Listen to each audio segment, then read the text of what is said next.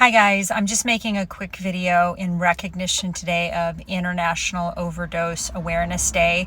Some of you guys know that in late 2018, it was November of 2018, my brother died of a drug overdose, and I had the unfortunate experience of finding his body. And he had been sober for a number of years prior to that, and had worked in the field of addiction recovery and trying to help people through music therapy to heal from their addictions, and people that were in trauma clinics or eating disorder clinics or mental health issues. He would go take music therapy to help them. The organization he worked for is called Rock to Recovery. It's an LA-based organization. And it was very tragic because he had a relapse and he died probably pretty quickly after relapsing. And it was horrific because when he was clean and sober, he was like a wonderful person. Not perfect, none of us are, but he was definitely trying to be a good person, self-aware, trying to do the next right thing. And so, I kind of bring this out into the open just because I feel like there is such a strong link between trauma and addiction. And if you had childhood trauma, your chances of developing addiction are much higher.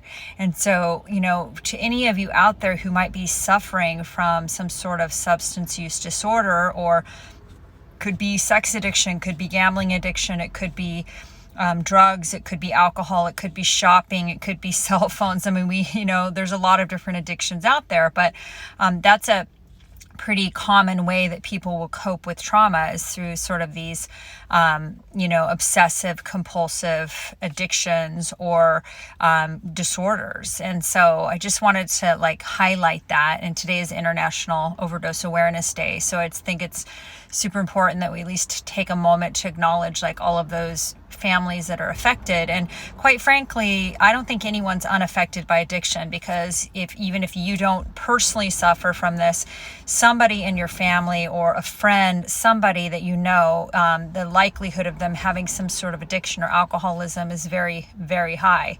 So it affects society as a whole. And I think it's super important to acknowledge it. And on a side note, I was going through the divorce with the narcissist. I was in the middle of the divorce with the narcissist.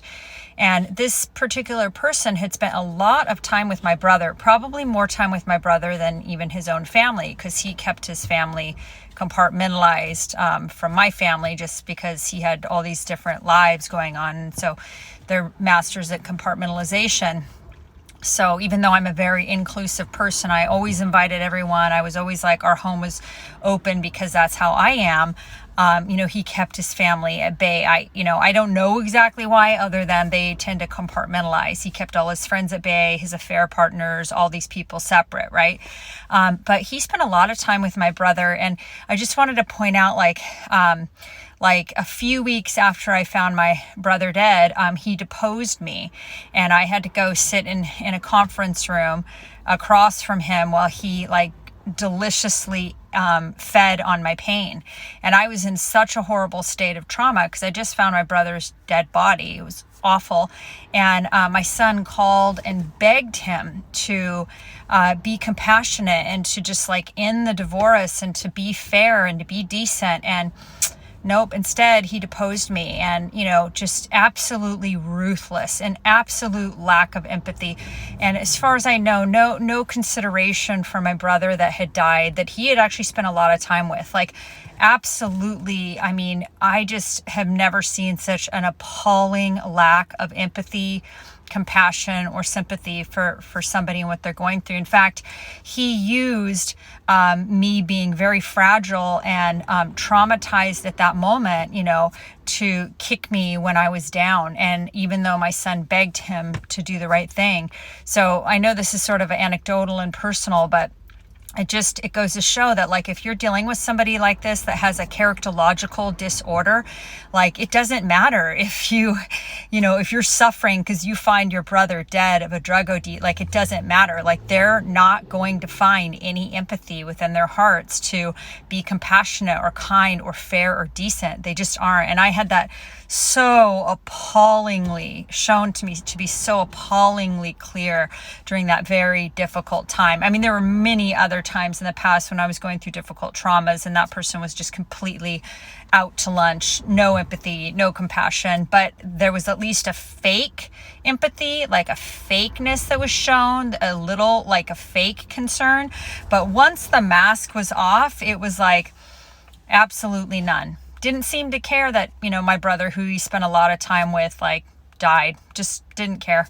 And didn't care that I was completely traumatized and just needed the divorce to end and be fair. He just dragged it out and dragged it out and dragged it out for, over 2 years. So I don't know if you guys have experienced anything like this. I'm guessing you have, but I'm so sorry if you have. And there's some people out there that they just don't have any empathy. They don't have any, or they don't have enough, not a decent amount to be able to relate to other human beings on any kind of a fair, decent, emotional level. Their hearts are black. Their hearts are hard. Their hearts are they don't have much of a heart going on there. So, it's kind of frightening. But yeah, when I experienced that, I knew true coldness. I knew true, somebody who just does not have empathy, does not have compassion, does not have any consideration for the way their actions affect other people,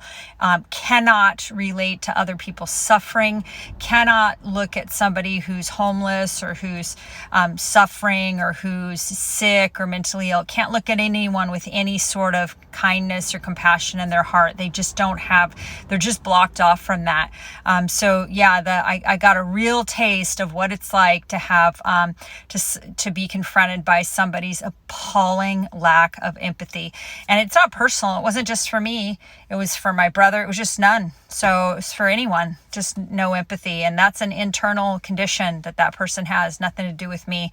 I just happen to be the unfortunate recipient of that coldness. So anyway, I hope you guys are having a good day, and please take some time, a moment of silence to, pay our respects to all of those families and people who have been lost through overdose, and all the devastated children and families that are left behind.